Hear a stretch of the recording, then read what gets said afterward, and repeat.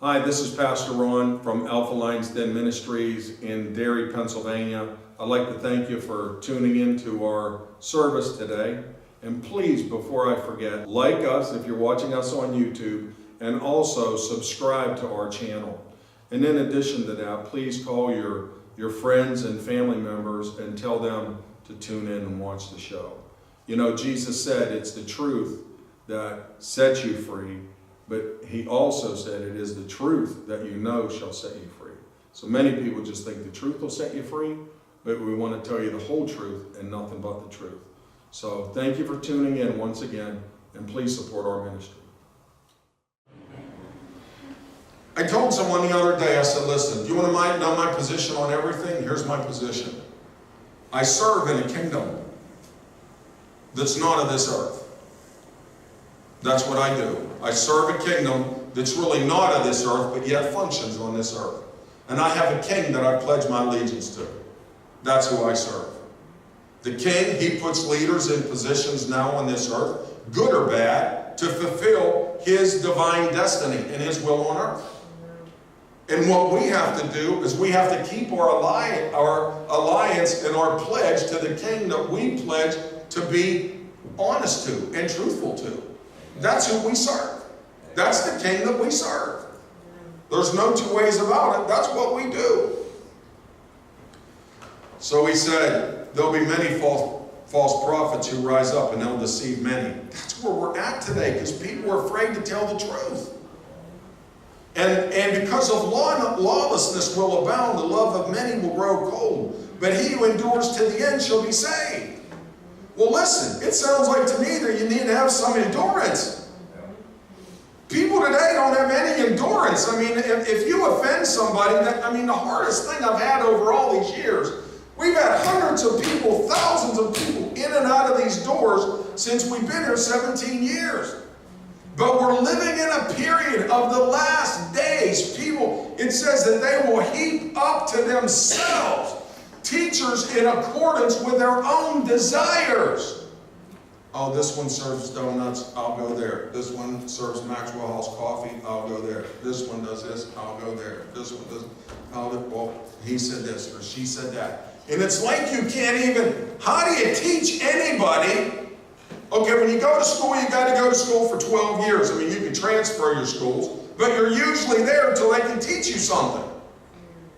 How could you teach people something if they come into the classroom and you go, 2 and 2 equals 4, and the kid goes, I don't believe that, I'm leaving. True? How do you teach them stuff? How do you teach people stuff if they ain't longer, if they're not around long enough that you can teach them? I mean, I only got 44 years of every day of my life digging in this one book. Think about that. Every day, about all day, I'm reading and digging and listening and studying and trying to find the truth. But yet people that don't even read the book will tell me what they think. Oh, I think this. I'm like, that's good. You think that. Now, go down to verse 15. This is exactly what Daniel spoke of. This is what we've been looking for thousands and thousands of years to come on the scene. He said, therefore, when you see the abomination of desolation spoken of by Daniel the prophet standing in that holy place, whoever reads this, let him understand. Okay? Just what Daniel said. There is going to be a person that comes on the scene, whoever that is. If they sign a 7-year peace treaty with the Palestinians and with Israel, they are laying down the line for the last 7 years on God's timetable. And what it tells us in Daniel 9 is the person that confirms that covenant, they will betray the covenant at the 3.5-year mark. And the abomination of desolation will put themselves in the temple and declare themselves to be worshipped as God. That is what's going to happen. Now, what concerns me is this, is we're doing a series now on the feasts. First 4 feasts have already been fulfilled. Historical fact. You can get all our books and read on them. There's only 3 feasts left. 1, 2, 3. 3 easy feasts. One is the Trumpets. One is the Day of Atonement. And one is the Feast of Tabernacles, when the Messiah comes to the earth and sets up his kingdom. My friend, that is going to happen. If you don't believe anything you've ever been taught in your life, trust me on that. That is exactly how things are going to happen. Those 3 feasts of God must be fulfilled by God himself. They're not for the Jews. They're not for the Gentiles.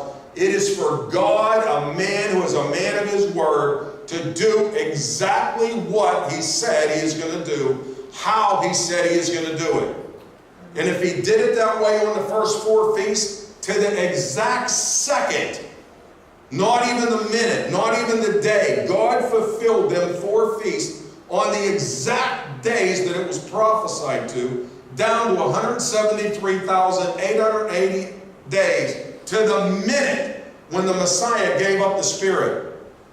So now, when this peace treaty is signed, that tells you there's 7 years left on God's time clock. Now, what concerns me now is, if you like him or not, you hate him or not, the fact of the matter is right now it is scheduled to happen. We're in September of 2018. The peace treaty is to be signed on the Feast of Tabernacles in September, this month. On our calendar, the Feast of Trumpets is on the 9th. Guess what day that is? Today. So the final 3 feasts of God that do this every year now start today. This is the 9th day on God's calendar. Then if you look for the Day of Atonement, it is the 18th day. Then you have a period after that where the Feast of the Tabernacles will happen. They'll begin on the 23rd of this month. Now, I've read several different things on this, that some say he's going to sign it on the 23rd, some say on the 25th where it's going to be revealed, some say he's going to sign the peace treaty a couple days earlier. However it happens, if it happens in this window, this 21 or 22 day window, it's going to begin the final 7 years. I don't care who says what. Trust me on that. Listen, if you love him or if you hate him, I serve the King and I'm just speaking the truth. If he is surrounded by 150 of the most anointed men on the earth today, let's hope they know more than me. Can we agree with that? If he's chosen a council of prophetic men to pray with him every day and they're in the White House and they're giving him godly counsel and they want to make a peace treaty, you know what I would tell him? Do it 1 year, 2 year, 3 year, 5 year, 6 year, 10, 11, 12, 13, 100 years. I don't care how many years you decide to make a peace agreement between Israel and Palestine, but do not make it for 7 years exactly. That's why we're not hearing anything about it in the United States. Almost everything it took me to dig and find and look and read came from articles or news in Israel. Because listen, Israel's all happy. Amen. Israel, they're looking at, hey, and this is what's written in the agreement that I know. It's going to be a 7-year peace deal, and they have to build the temple, and they got to be allowed to sacrifice. Now that got my attention. That got my attention. It should get every one of your attention. You should go home on your little smartphone, because it's a lot smarter than I am, and just type in the peace treaty 2018 September. Donald Trump, type it in. And listen to report after report after report after report that's going on about the peace treaty that Jared Kushner put together with BP. That's what he did. It's done. They just got to officially sign it. Now if something else happens, then it happens and it's not signed. But what I want to do is the Bible declares that these seasons and these times, they're to be holy convocations. What's a holy convocation? It's a holy dress rehearsal. We're just like when a bride gets married. She lays out the law. She said, listen, we're going to do a rehearsal. We're going to get together at 3 o'clock on Friday. We're going to walk down the aisle at 3:15. Everybody else is going to come in at 3:30. Then we're going to have a dinner afterwards. We're going to serve roast beef and chicken and some gravy and mashed potatoes and green beans. So, if you want to come on Wednesday, guess what? That ain't happening. If you want to come on Thursday, you missed it. And that's the problem in the church today. The church doesn't understand how it all fits together on God's timetable. In Acts 2 and Joel 2, it says, these things will happen in the last day. The sun will be darkened and the moon will be turned to blood. Are you with me? We just come out of one of the greatest revelations that ever hit the earth about the blood moons. 7 sets of blood moons that happened since the Messiah was crucified. And every single time it happened, it was something declaring the coming of the Messiah or setting the stage for that, and however that it happened up until now. All these things are just pieced together. We're right at this time. And listen, why would you sign it during the last 3 feasts? You could sign it any other time in the year. Sign it next year. Sign it the next month. Sign it anytime. But why would you have to sign it during the 3 feasts? Why does it have to be a 7-year exactly?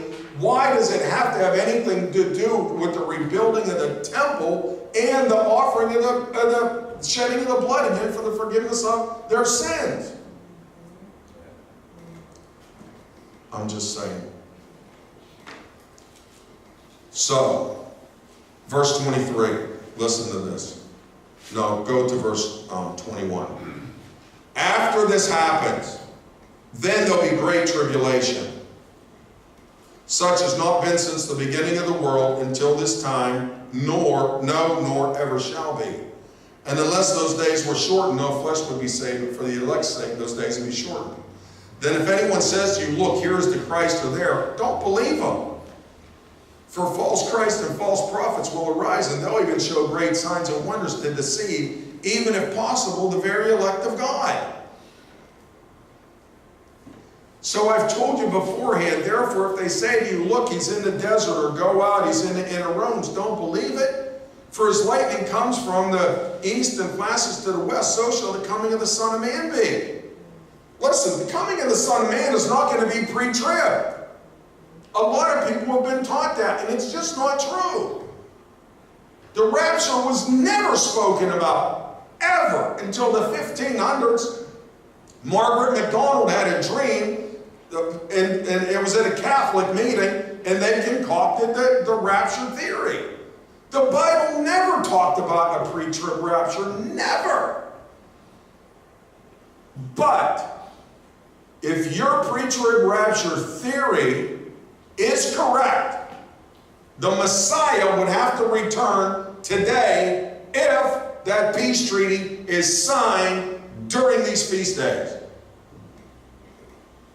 He'd have to come. And if you don't come today, he's going to have to come sometime in between now and the 21st, maximum. If not, if what you're believing is true, and that peace treaty signed, and it's the last peace treaty that's going to be signed, then you must throw your Bible in the garbage can and we go out and get drunk. I'm just telling you the truth. My eternal salvation is hidden between these pages.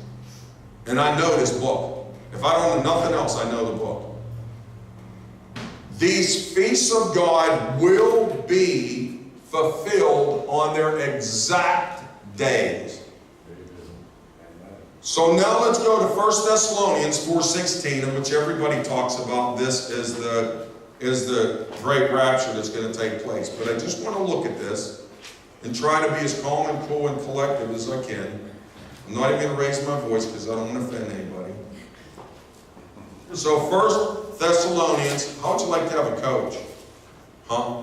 How's like a coach out there, he's teaching you stuff and you go, now listen, I want you to block them this way.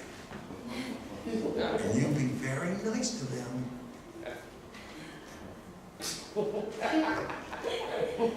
We're in a battle.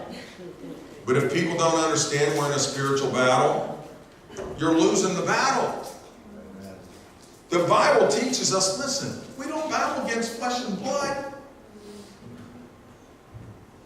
It's not the wife, it's not the husband, it's not the dogs, it's not the cats, it's not the kids. It is knowing what to do spiritually and how to be an overcomer spiritually in your life. Spiritually, physically, and financially. You will see, I'm telling you, if it happens this year, it happens. And that's just the way it's going to happen. And if it don't, it may happen next year or it may happen the year after. But when it does, I'm telling you today how it's going to happen. And if everybody that pulled the lever for Donald, if they're ashamed to say, well, I just voted for him, and if he turns out to be the bad guy, that's just the way it's going to happen sometime. Listen, please understand this. According to Daniel, whoever it is, they're going to be the best peacekeeper in the history of mankind. They're going to be able to come in and deceive everybody. Okay, if it was Obama, if it was Hillary, if it was Donald, if it's going to be Pence, if it's going to be Jared Kushner, if it's going to be Little Bo Peep, if it's going to be Santa Claus, I don't care who it is. Whoever that person is going to be the greatest peacekeeper that mankind has ever known. He's going to be able to bring world peace unlike anybody else could ever do it. And when the entire world is saying peace and safety, then certain destruction is going to come upon them. That's how it's going to happen. You just got to make sure you only pledge your loyalty to the God that we serve. Amen. Don't ever get distracted on that. Now listen to this. 1 Thessalonians 4:13. But I do not want you to be ignorant, brethren. I want to teach you something today. He said, I don't want you to be ignorant, brethren. I want you to know something. Concerning those who have what? Fallen asleep. Your body is sleeping in a casket. Your spirit and soul is alive with God. Lest you have sorrow as others who have no hope. See, the people that don't know Jesus, we talked to a guy the other day. We talked to some very nice people at our garage sale. We talk to people all the time. They think, oh, when you die, that's it. I just had lunch with a guy the other day. He goes, well, you know what happens to me when I die? I go, I definitely know what happens to you when you die. I go, but what do you think? He goes, oh, when I die, it's over. They just throw some dirt on my face. I say, bud, let me tell you something. They may throw dirt on your face in the flesh if no one wants to buy you a casket. But let me tell you something. You're going to live forever. You're going to be more alive when people think you're dead than you ever were when you were alive. You're going to go to one of two locations. That's a fact. For if we believe that Jesus died and rose again, even so God will bring with him those who sleep in Jesus. When's that going to take place? When is the question that this is going to take place? I'm telling you, it is definitely going to happen to fulfill these three feasts. Now, I was taught for the previous 30 years of my life that no one knows the day or the hour because they never studied prophetic teaching. Well, you're not going to know the day or the hour, but you're going to know a season. You're going to know a window. You can know the month. You can know the week. When Jesus spoke to them in that language, they understand what he was talking about because he gave them a time frame. He said, no one's going to know the day or the hour of the coming of the Messiah. But if you're talking about a 21-day period, or within that period there's a 7-day feast called the Feast of Tabernacles, you can know the week. I mean, if I say I'm coming over to your house next week and you go, well, what day? I say, you don't know the day. I'm not going to tell you. I'm just going to drop in. That's what Jesus was telling them. You're not going to know the day or the hour, but you'll know the seasons. For this we say to you by the word of the Lord, that we who are alive and remain until what? The coming of the Lord. The coming of the Lord is when the Messiah himself comes back to the earth. That's why they call it the coming of the Lord.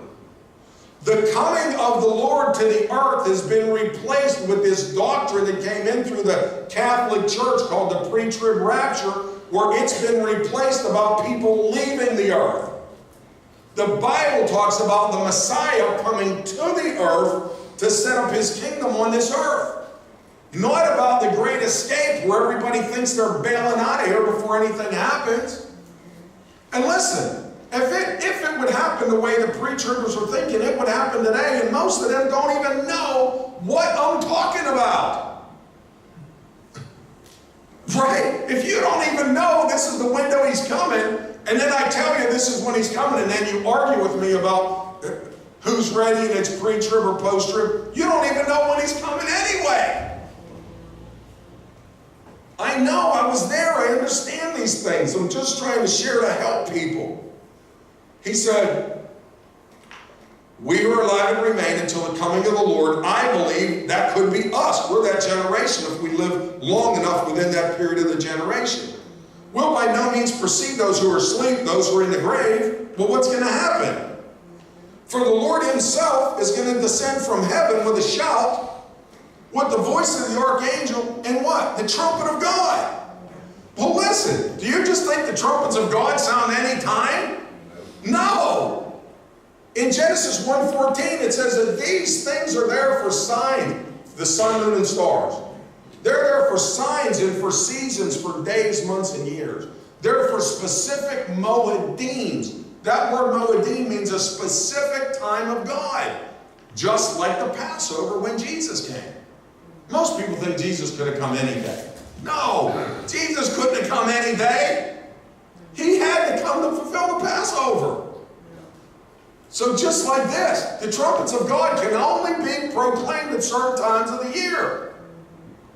One is the Feast of Trumpets, which according to our calendar, if that is right, it would be on the 9th today. But I know it's the first day of the 7th month on God's calendar, that window. Tishri 1, the Day of Atonement, Tishri 10, the Feast of Tabernacles, Tishri 15. But now when you put it on our calendar, I told you those days, just so you see this window. But when the Messiah comes, that is when he has to come to set up his kingdom. So I'm just showing you the picture of how it may happen. I'm painting the picture on if one of the greatest leaders in the history of mankind, of the most strongest nation in the world, if that turns out to be the person that signs the peace treaty, you just better have your eyes open. That's all I'm saying. Just watch and see if it happens. They're saying it's a done deal. It just hasn't been presented. So we will see. He says, with the trumpet of God and the dead in Christ will rise first, then we who are alive and remain shall be caught up together with them in the clouds to meet the Lord in the air, and thus we shall always be with the Lord. Comfort one another with these words. But concerning the times and seasons, brethren, you have no need that I write unto you, for you yourselves know perfectly that the day of the Lord, well, what day is that?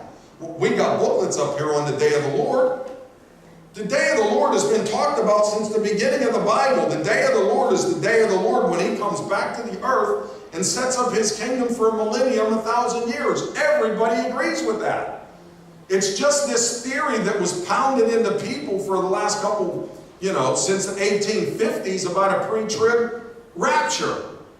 That's where people were confused. But I'm telling you this, I listened to them on many teachings this whole week, and they're already backpedaling.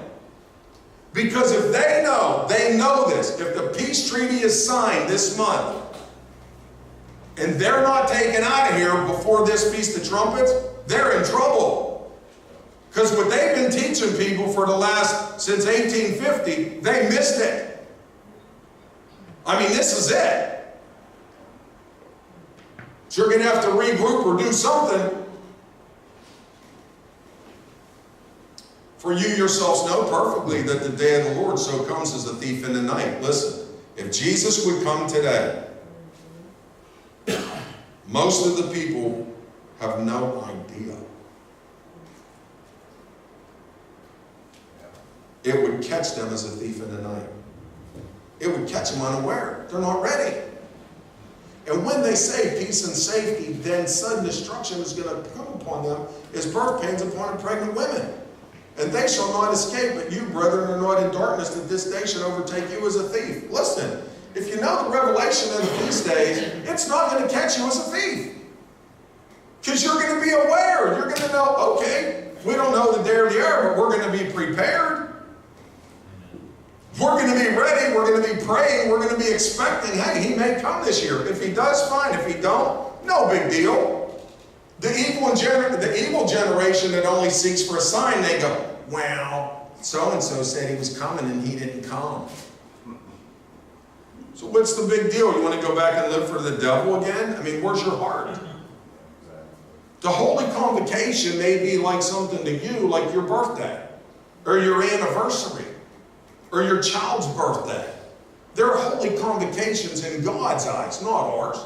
God says, listen, these are the times that are important to me, buddy. This is when I'm going to come back. This is when I'm going to do what I say I'm going to do. So Paul wrote 1 Thessalonians. Now listen to this. Please paint this picture. Before the New Testament was written and put together, before the canonization of the New Testament, they only had the Old Testament. Can we all agree on that? Before the New Testament was put together, the only books they had were the Old Testament. That's all they had. So when Paul wrote about the coming of the Lord, he was talking about it as they saw it in the Old Testament. Well, sometime along, they start teaching another doctrine. That the Messiah was not coming on the day of the Lord, he was going to come another day. So if there's only 2 Advents, there's only 2 comings of the Lord. So they made up another one. So we got the first coming of the earth, when he came, is the Passover. And I believe the second coming is going to happen on the Feast of Tabernacles. That's why during the blood moons, God's sign in heaven was during these years, you had a blood moon on Passover and Feast of Tabernacles. Passover and Feast of Tabernacles. 7 times in the history of mankind it has happened. And they all happened on a major event like Israel becoming a nation, 1948. Boom. 4 blood moons. Passover, Tabernacles, Passover, Tabernacles. All right, so he had to write him a second book. If you had 1 Thessalonians and there was something you wanted to clear up, he wrote another book called 2 Thessalonians. Now go to 2 Thessalonians 2. I got to get this in. 2 Thessalonians 2 verse 1 says this. Now, brethren, concerning the coming of our Lord, this is the coming of the Lord, and what? Our gathering together unto him. So this is the event. Many's been taught it's a pre-trib rapture, whatever that is. I know the coming of the Lord is going to happen during the Feast of Tabernacles, during this time frame, during these 3 feast window. He says, in our gathering together unto him, we ask you not to be soon shaken in mind. Listen, don't be messed up in your mind. Don't let anybody lie to you, or troubled in your spirit, either by a spirit. Don't let anybody come to you and say, the Holy Ghost told me this. Or by a word, oh, I got a word from God, Jesus is coming tomorrow. Don't believe that junk.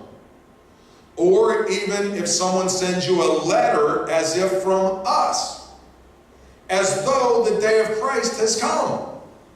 Because people preach and teach that. He knew it was going to happen, and he wanted to make clear that you know the truth. So he said, let no one deceive you by any means. For that day, what day? The coming of the Lord, the time that we are gathered up together to be with him. That is a one-shot event. It's going to happen on the second advent, the second coming of the Messiah. You can't have one that happened on the Passover, one happens in the middle whenever you think that's going to be, and then one happens on the Feast of Tabernacles when there's only 2 advents. So he put a stake in the ground here. He said, I'm going to tell you when you're going to know it's going to happen. He said, let no one deceive you by any means, for that day will not come until first the great falling away happens. there is going to be something that hits the earth that causes the greatest falling away in the history of mankind. And I believe personally, if it does not happen pre-trib, and if the peace treaty is signed, and most of the church has been taught that they're supposed to be out of here before that peace treaty is signed, and they're still here, they got some major problems in their doctrine. Am I making sense? If this peace treaty is signed, of which I believe it's going to take place, I'm putting a lot out here, they may mess it up, they may not know, and if not, it may happen next.